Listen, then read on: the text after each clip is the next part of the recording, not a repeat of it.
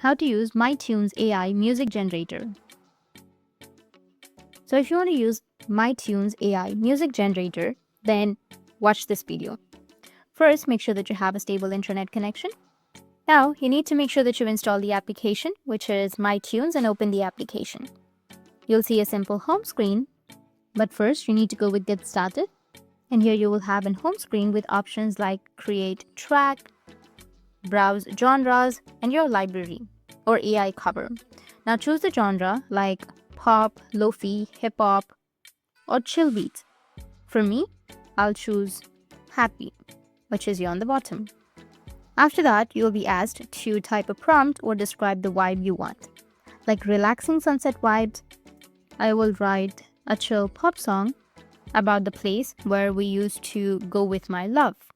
Then just hit create and the AI will start working.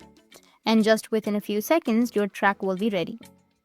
You can preview it, make edits like changing tempo or instruments, and even remix it with different styles. And if you like it, you can tap and save the content and download it. It goes straight to your library, which will be on the bottom right. That's how you can use mytunes AI music generator. And if you have any questions, feel free to comment below. Thanks for watching.